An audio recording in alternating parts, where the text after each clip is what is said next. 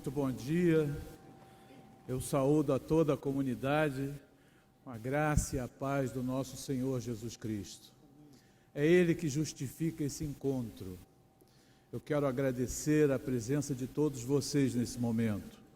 Quero reconhecer o trabalho das lideranças, da diretoria, do Mackenzie, porque o Conselho Deliberativo, há algum tempo atrás, recomendou que nesse dia de aniversário do Mackenzie, fosse separado um momento para que nós, comunidade daqueles que servem, que trabalham no Mackenzie, pudéssemos estar reunidos em louvor, em gratidão e glorificando o nome do nosso Deus.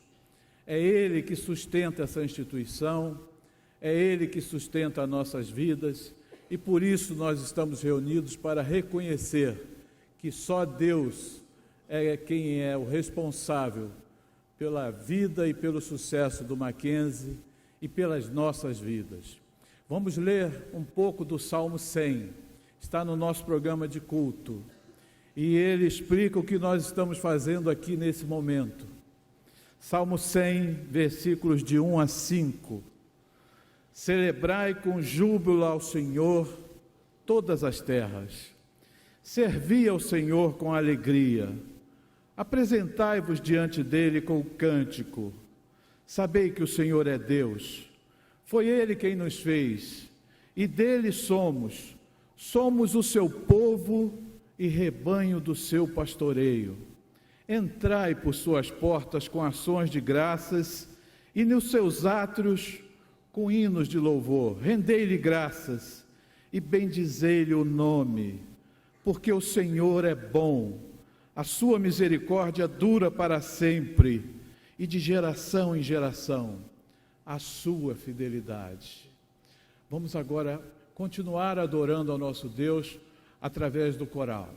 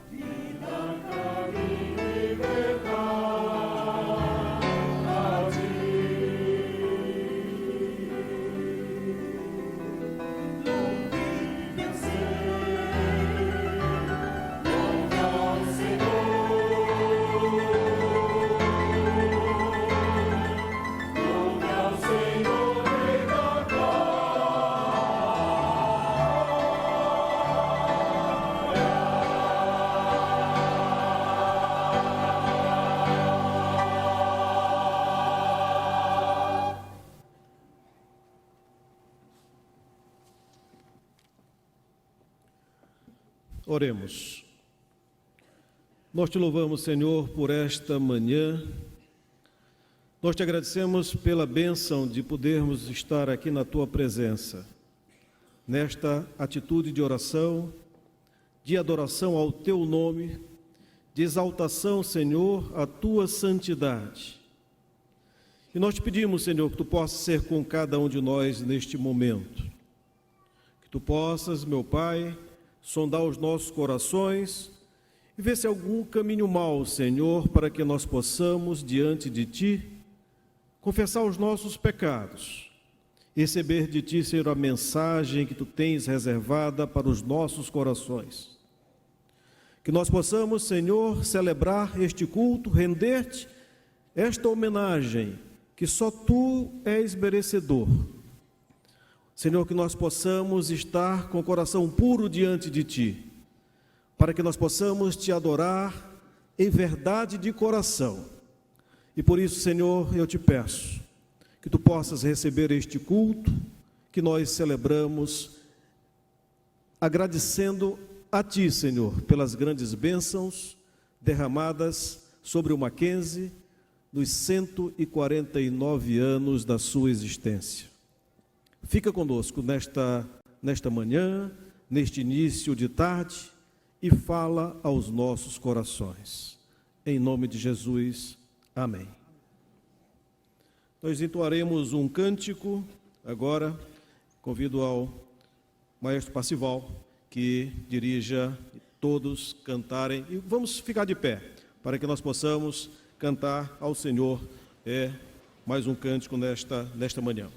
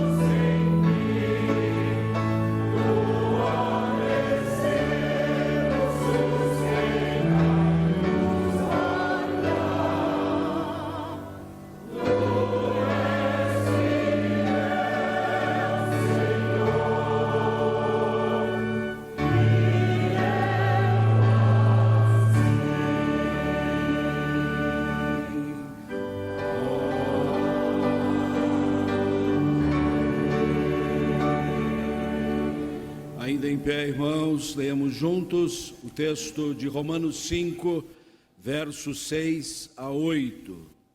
Todos. Porque Cristo, quando nós ainda éramos fracos, morreu a seu tempo pelos ímpios.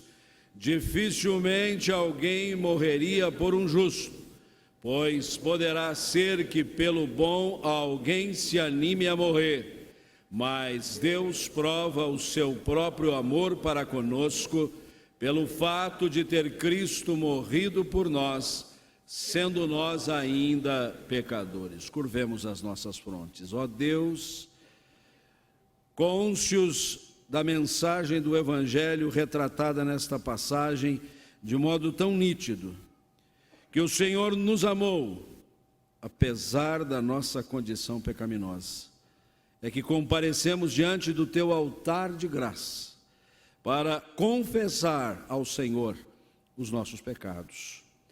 Pecados que cometemos, ó Deus, pelo fazer aquilo que não devíamos, ou pensar, ou refletir, ou nos conduzimos, ó Deus, de maneira dissonante da tua vontade, ó Deus. Pelo que suplicamos a ti, que as virtudes, os méritos do Senhor Jesus, granjeados na cruz do Calvário, recaiam sobre todos nós. Que pelo teu Espírito Santo seja aplicado mais uma vez sobre os nossos corações os benefícios da tua divina graça, do teu perdão maravilhoso sobre a vida de cada um de nós. Para que possamos comparecer diante da tua face, imbuídos do teu grande amor, da purificação que realizas em nossos corações, e possamos adorar-te de maneira verdadeira, autêntica, como o Senhor requer de nós. É assim que te suplicamos, nos méritos e no nome do Senhor Jesus. Amém. Podeis sentar, irmãos.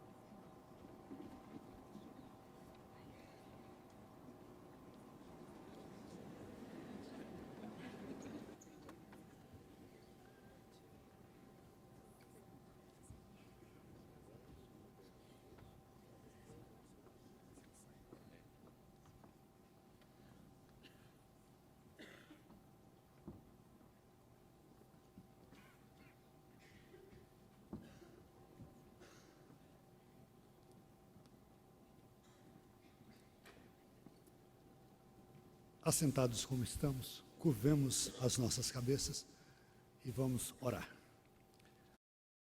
Bondoso Deus e Pai, neste momento de culto, nós queremos te agradecer. Agradecer pela oportunidade singular de, no meio do dia, de um dia normal de atividades no Mackenzie, pararmos essas atividades para te prestar um culto que só a ti é devido, em gratidão pela vida dessa instituição, que há 149 anos atua na educação e agora mais recente na saúde, no cuidado com a saúde. Te agradecemos, ó Deus, por todos que aqui já passaram e deram a sua cota de contribuição, seja na gestão, no conselho, nas escolas, nas direções das escolas, os professores, e em especial te agradecemos pelos alunos que também por aqui passaram e que hoje desempenham suas funções nas mais diferentes esferas da sociedade, aplicando o aprendizado que aqui obtiveram nos bancos das escolas. Nós te louvamos por isso e te agradecemos, Senhor Deus, porque a tua boa mão sempre esteve com o Mackenzie em todo esse tempo, nos momentos de alegria, nos momentos de tristezas, de dificuldades, nas lutas, nas questões judiciais históricas, mas nós te louvamos, porque em todos os momentos o Senhor não se esqueceu de nós. E nós somos gratos pela governança que temos hoje, pelos gestores que temos, por cada um que dedica do seu tempo e contribui com a sua capacidade intelectual para o crescimento dessa instituição nas suas várias áreas de atuação. Que cada um, na sua responsabilidade de gerir, de administrar, de conduzir, reflita o caráter cristão em suas vidas e nos seus atos, naquilo que praticam, e que possamos glorificar sempre o teu nome. Nós te agradecemos pela existência da instituição Mackenzie, tudo que ela tem feito ao longo desses 149 anos, e te somos gratos por isso, pela tua boa mão conosco. Nos abençoe ao longo deste culto, que a palavra fale profundamente aos nossos corações. Se conosco, nós te pedimos, agradecidos sempre, em nome de Jesus. Amém.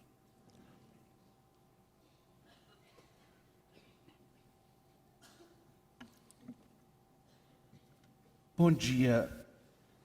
Esse momento é de celebração e nesse momento no qual nós recebemos com o coração muito exultante toda a comunidade mackenzista, aqueles que colaboram na entrega dos nossos serviços, na missão de educar e transformar pessoas, vidas, aqueles que nos oferecem condução, que nos oferecem liderança nos conselhos, que estão aqui também presentes,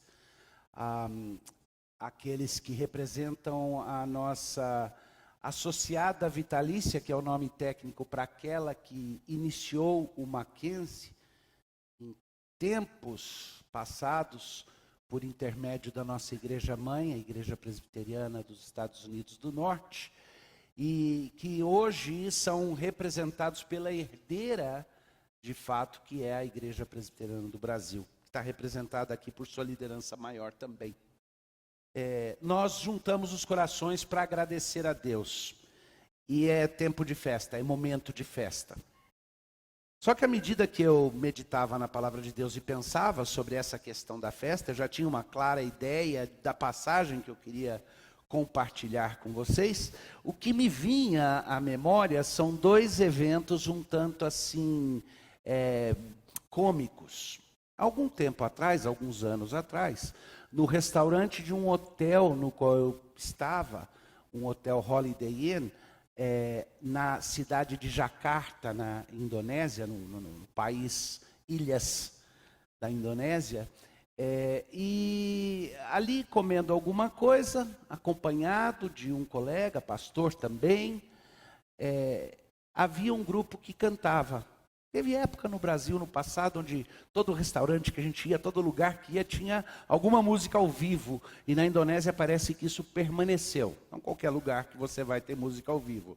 E estávamos lá e, de fato, aquela banda era interessante. E a moça que fazia o vocal tinha uma voz muito agradável. Ela era, obviamente, indonésia e cantava a maior parte de suas músicas em Bahasa Indonésia. Mas, de repente, alguma coisa começou a incomodar o ouvido E aos poucos, juntos nós viramos para a banda e prestamos atenção para o que ela cantava e soava estranho, porque ela dizia algo mais ou menos assim: moça, assim você me mata. E de repente veio a compreensão e eu disse: eu não acredito que eu estou escutando Michel Teló cantado em ritmo de jazz em Jacarta. 2 anos depois, de volta no país da Indonésia, mas dessa vez em Denpasar, também sentado na mesa de um restaurante, contávamos para os nossos anfitriões esse ocorrido engraçado. Enquanto a banda tocava no fundo, eu contei a história da música brasileira, que aqui seria uma música considerada, qual é o termo que se usa? Brega? Talvez. E que ali estava sendo cantado como supra-sumo. E não é que exatamente enquanto eu contava a história, eu começo a ouvir no fundo: vamos para a festa no apartamento do latino. Cantado com sotaque de Bahasa, Indonésia, mas naquele português macarrônico que só um estrangeiro conseguiria fazer. Mas se é fácil rir dessas situações, é fácil rir da ideia de ouvir algo tão inusitado quanto isso, nem sempre é fácil encarar o fato de que muitas vezes nós deixamos de ir à festa para a qual somos convidados, a verdadeira festa. Que nós temos festas alternativas, que ao final não vão dar em muito, e perdemos a oportunidade da maior festa, do maior banquete para o qual somos convidados. Se você tiver com a sua Bíblia, acompanha. Se não, ouve prestando atenção o que está acontecendo aqui no Evangelho de Mateus. Eu vou ler o texto do Evangelho de Mateus, no capítulo 21. Eu vou mencionar alguns versos para te dar contexto e depois entrar no capítulo 22. O que está acontecendo aqui é que Jesus está discutindo com os seus conterrâneos, que eram aqueles que tinham sido preparados por gerações para receber o Evangelho e inaugurar a festa. E não se engane não, Jesus coloca em termos de festa.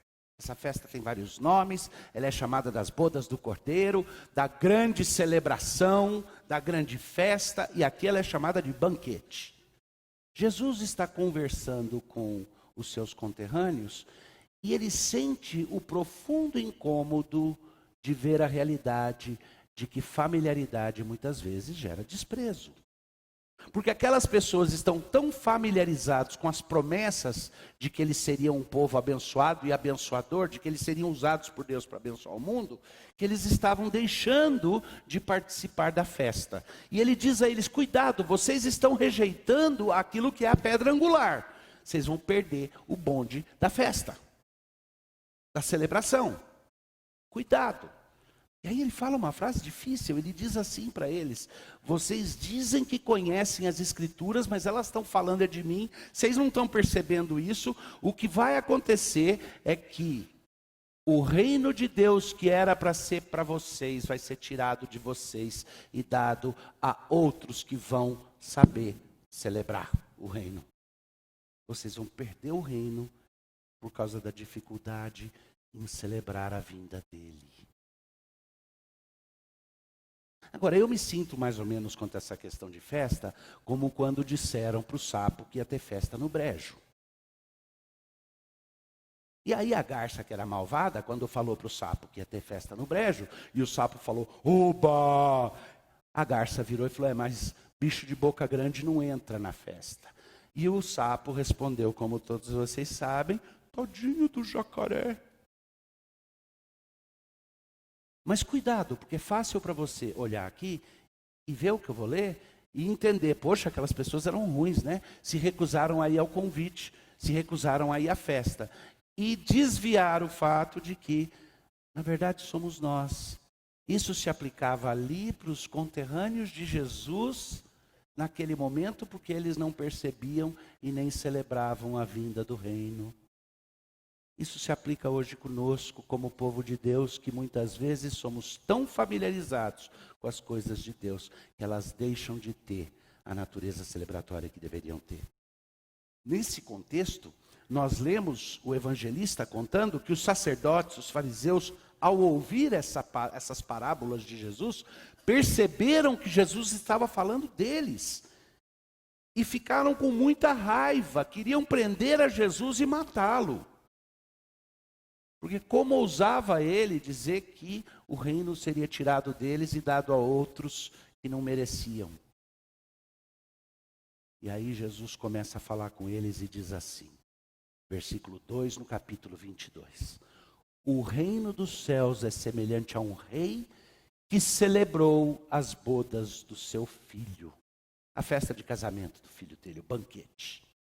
Então enviou os seus servos a chamar os convidados para as bodas, mas estes não quiseram vir. Nós lemos no relato dessa mesma parábola, em outro lugar, onde completa algumas partes que aqui não aparecem, que alguns estavam ocupados demais comprando ou vendendo o campo, outros tinham comprado uma junta nova de bois e queriam ir arrumar os bois, cada um estava ocupado e tinha um a fazer para justificar o fato de que não poderia ir à festa do rei. Enviou ainda outros servos com esta ordem: dizei aos convidados, eis que já preparei o meu banquete. Os meus bois e cevados já foram abatidos. E tudo está pronto. Vinde para as bodas. Eles, porém, não se importaram e se foram. Um para o seu campo, outro para o seu negócio. E os outros, agarrando os servos, os maltrataram e mataram.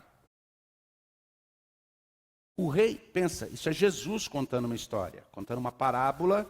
As parábolas existem para ensinar um ponto através de não é um paralelo, não é uma símile, não é algo que você pega todos os pontinhos da parábola e destrincha como se cada um fosse uma parte do que Jesus estava falando, mas tem um ponto, uma moral, uma verdade espiritual que está sendo comunicada de uma forma indireta para arrebentar a resistência do coração. Né? Jesus continua aqui na história que ele está contando, na parábola. Perdão. O rei ficou irado e, enviando as suas tropas, exterminou aqueles assassinos e lhes incendiou a cidade. E é aqui que eu tenho certeza que grande parte das pessoas são perdidas, porque talvez você seja um daqueles que nesse momento vai ficar com a cabeça bugada com a afirmativa de que esse rei irado foi lá e matou todo mundo, e isso vai te impedir de considerar o resto. Mas isso significa, isso é um dispositivo que nós usamos na cabeça, quando a gente quer fugir de encarar uma verdade desconfortável, a gente acha um ponto para se agarrar, que seja controverso, que seja questionável, que na nossa cabeça não encaixe, e presos a esse ponto conseguimos ignorar o resto. Porque isso daqui é uma história. Jesus está contando que esse rei, então é uma dramatização. O ponto que ele quer fazer é um ponto verdadeiro, mas ele não está narrando um evento, ele está contando uma parábola.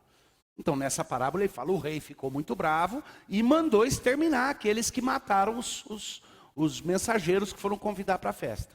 Porque de fato, muitas vezes você convida alguém para uma certa coisa e essa pessoa se volta contra você. É isso que ele está dizendo ali, porque ele está falando daqueles que vão pregar o evangelho. Esse é o convite para a festa.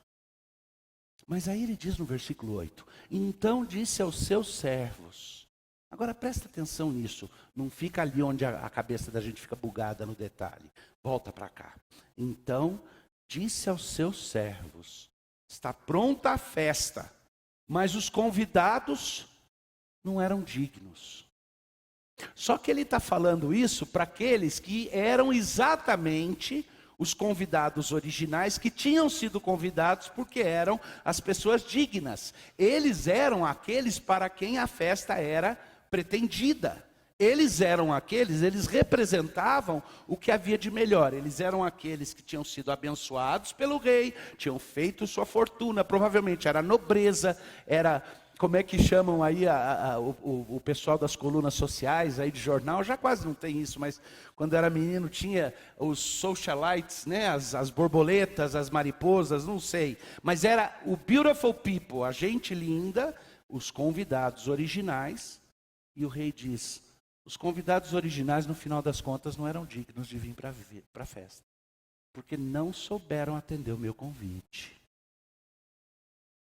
Aí vem aqui a parte que, honestamente, para mim, não sendo um dos que, pelo menos historicamente, seria o convidado original, porque se tiver algum sangue de ascendência semelhante à de Jesus, é pouco na minha árvore genealógica, tem lá, mas não é tão forte.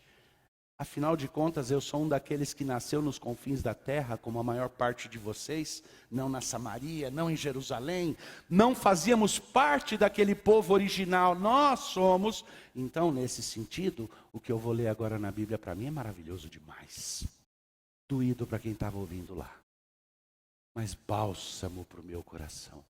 Porque na parábola, o rei diz aos servos: vai para as encruzilhadas dos caminhos e convida a quem você encontrar. E saindo aqueles servos pelas estradas, reuniram todos que encontraram, maus e bons, e a sala de banquete ficou repleta de convidados. Lembra que Jesus logo antes falou de forma objetiva, não por parábola. Ele virou e falou: o reino vai ser tirado de vocês e dado a outros que vocês não esperam. Essa abertura do reino para nós, os gentios, é a razão de estarmos aqui celebrando 149 anos dessa instituição. Termos recentemente celebrado 160 anos da Igreja Presbiteriana do Brasil. Alguns anos atrás, celebrado 500 anos da Reforma Protestante. E todo ano marcarmos o nosso calendário pela vinda do nosso Senhor Jesus Cristo. Porque o convite da festa foi estendido para nós que não éramos os convidados primeiro. Então os servos saíram pelas estradas, reuniram todo mundo que encontraram, o salão ficou repleto de convidados. O rei, porém, aqui tem um pedacinho interessante, eu vou mencionar rápido.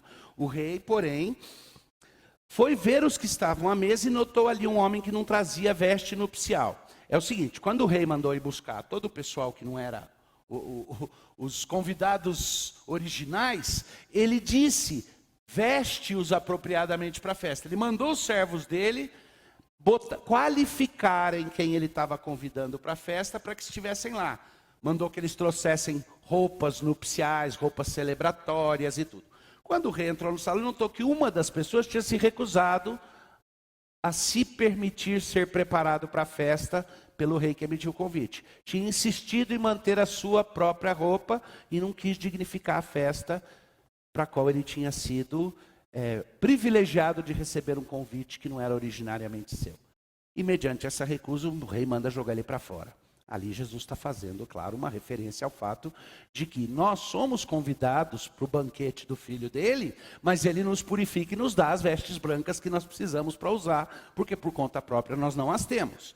E se nos recusamos a sermos revestidos dele, então a nossa condição é muito horrível, porque a gente fingiu que aceitou o convite para a festa, mas não topou entrar na celebração.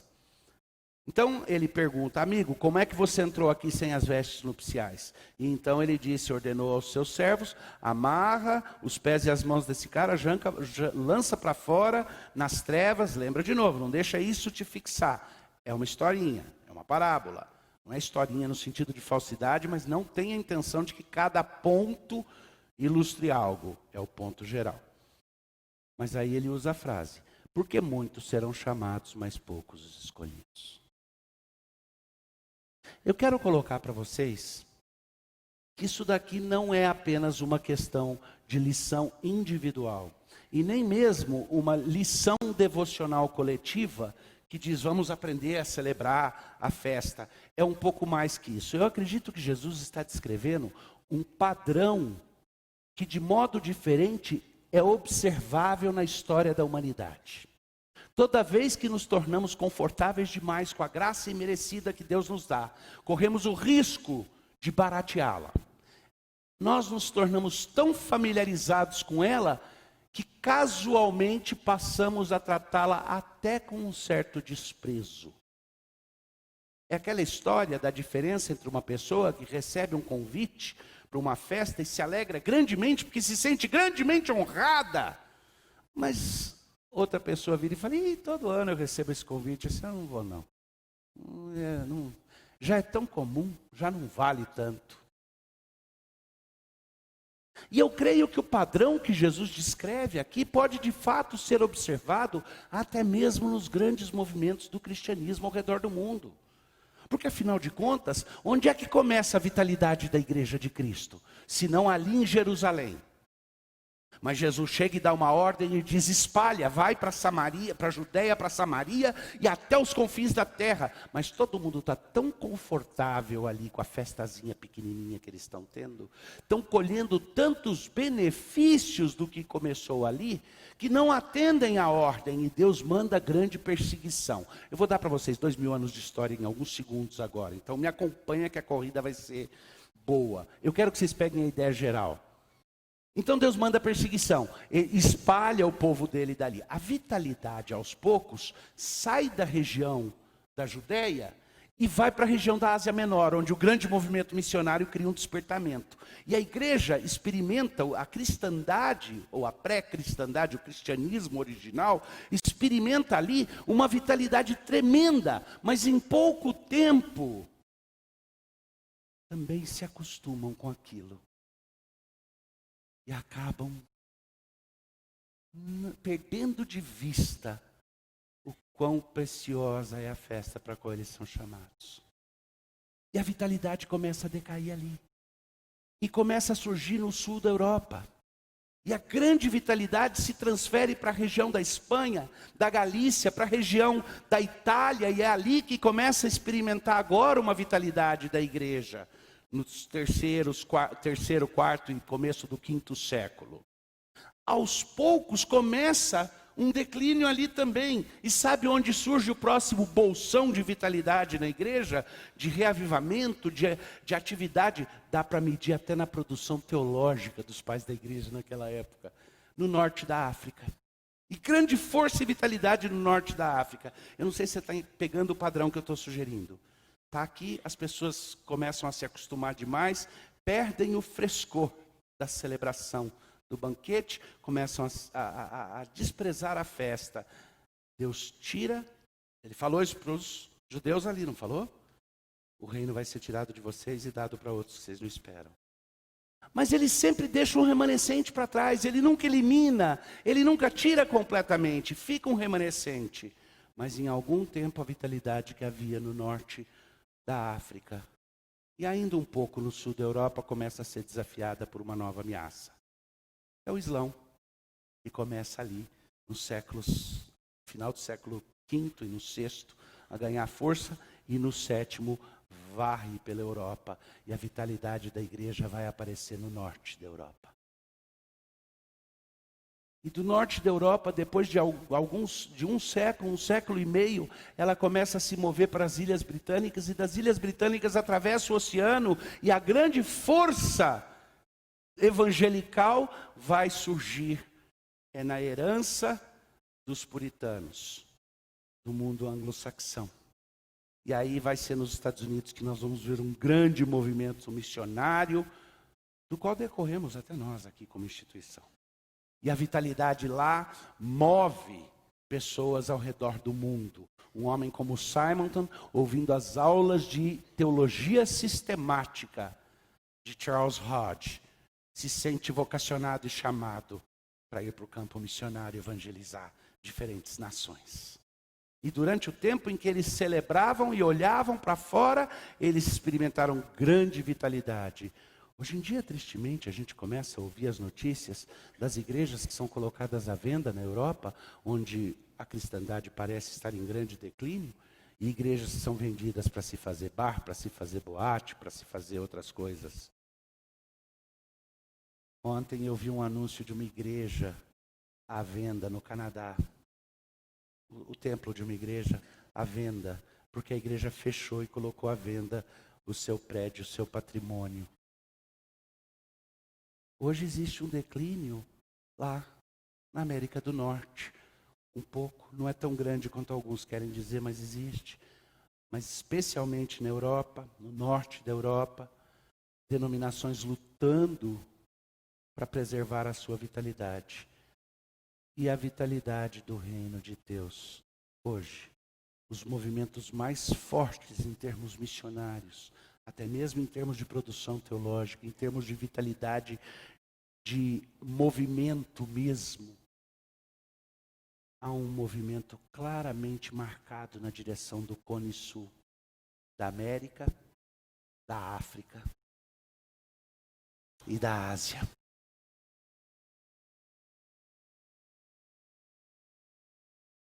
E aí vem o meu desafio. Nós somos frutos de um momento no qual Deus abençoou com grande vitalidade os nossos pais americanos. Jesus ensinou para os seus conterrâneos: se você perde a oportunidade de celebrar com todo o coração as bodas do meu filho, cuidado, porque outros vão ser convidados. Não é a ameaça que diz: eu tiro de vocês a salvação, porque na parábola eu tiro o convite, mas de fato o padrão de Deus, lembra que eu disse que a parábola você não faz a equivalência de todo o pontinho? O padrão de Deus é que ele sempre deixa um remanescente fiel em todo lugar. Mas a tendência geral que a gente vê é essa. E aí vem a grande pergunta. A gente não sabe quanto tempo a festa está sendo por essas bandas. A gente sabe, tem todas as evidências de que está. De que esse é um momento bom, de que estamos vendo o fruto de bênçãos e as bênçãos de coisas que foram plantadas no decorrer de muito tempo. Esse é um momento no Mackenzie onde nós temos tudo para celebrar a Deus, porque este quase 1 século e meio, e o ano que vem será um ano inteiro de celebrações dos 150 anos. E talvez aqui nessa mensagem dos 149 fique esse desafio meu, que estejamos preparados para celebrar com consciência, lembrando que a festa do Mackenzie apenas é a festa do Mackenzie na superfície, porque em nossos corações ela é uma extensão da festa das bodas do Filho do nosso Rei,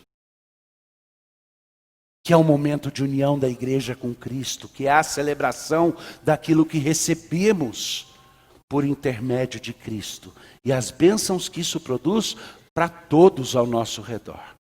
Até aqueles que porventura nunca estejam na família, mas se beneficiam com o convite para a celebração da festa do nosso Rei.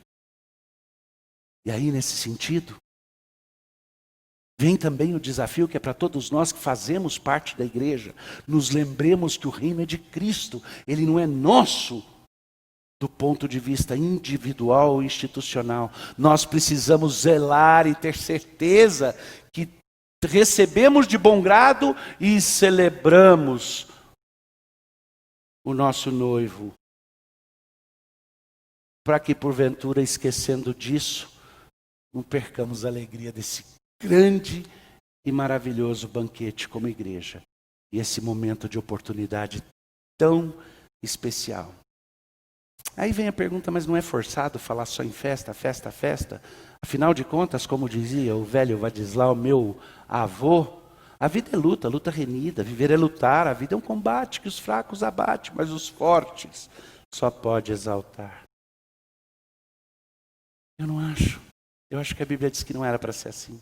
Essa é a realidade de um mundo em desordem, que está sendo redimido à medida que Deus traz todas as coisas debaixo dos pés do seu Filho, que há de renovar todas as coisas. Porque a realidade maior é que Deus nos chama para a festa, para celebrá-lo em grata e súplice adoração.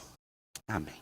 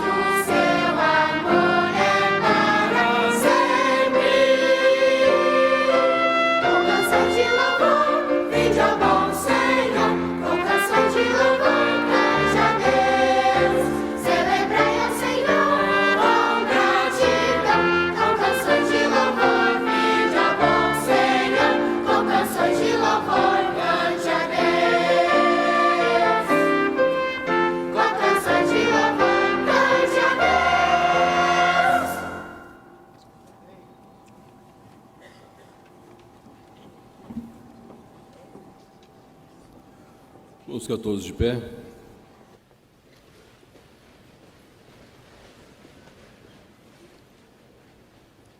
Ô Pai, nós te agradecemos por 149 anos do Mackenzie, agradecemos por esse momento de louvor, de glória diante do Senhor. É o momento, ó Pai, de uma festa tão especial. Nos preparamos também para a grande festa, quando estaremos eternamente na Tua presença. Quando o Senhor nos convida, o Senhor nos veste com a veste nupcial, que é o sangue do Cordeiro que nos purifica de todo o pecado. O Senhor nos dirige, ó Pai, as nossas vidas para que, de fato, nós sejamos dignos de estar diante do Senhor. Derrama sobre nós a bênção, orienta-nos, e nós te agradecemos, ó Pai, por esta festa de gratidão diante do Senhor, dos 149 anos do Mackenzie. Iniciamos, ó Pai, a caminhada aos 150 anos, quando essa história registra tantas coisas grandiosas que o Senhor fez por essa instituição. E nós somos gratos, nós te louvamos, nós te glorificamos e nós te bendizemos. E em nome do teu Filho Jesus Cristo é que nós oramos. E agora, amados, e de paz, que a graça, que o amor e que a comunhão do Deus Pai, Deus Filho e Deus Espírito esteja com todo o povo de Deus, com toda a família do Senhor, hoje e para todos sempre. Amém. Amém.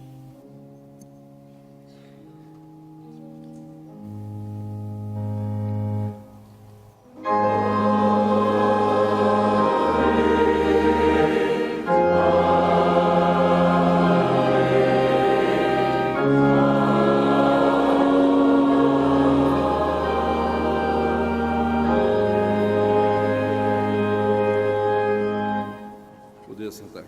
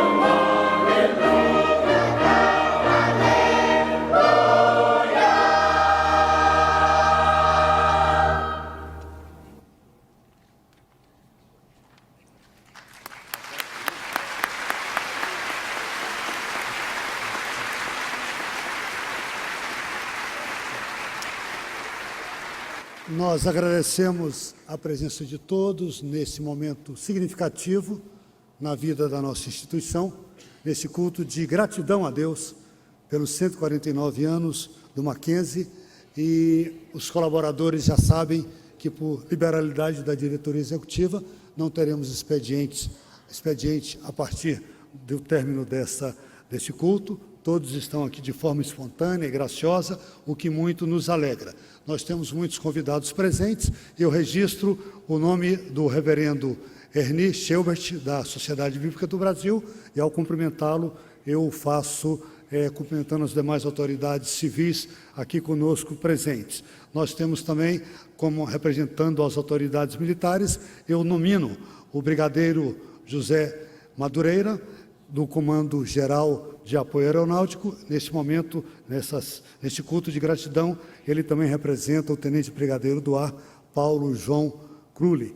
E nós somos extremamente gratos pela disposição de cada um estar conosco nessa manhã. Somos gratos a Deus pela vida do nosso Conselho Deliberativo, na pessoa do Dr. Ézio Maciel, que o preside, sempre dando a orientação segura, o prumo adequado para as ações da diretoria executiva e de todas as nossas mantidas. Ao reverendo Roberto e reverendo Juarez, presidente do Supremo Conselho da Igreja Presbiteriana e secretário executivo do Supremo Conselho da Igreja Presbiteriana, também membros do Conselho de Curadores e do Conselho Deliberativo, pela parceria constante, pelas orações e pela sempre disposição em ajudar em toda e qualquer situação que nós levamos a eles. A todos aqui desejamos um excelente final de dia, uma excelente tarde, um excelente almoço em companhia dos colegas ou dos familiares, e que seja um dia marcante na vida de todos. E em gratidão a Deus pela vida da nossa instituição, com mais um ano que ela completa.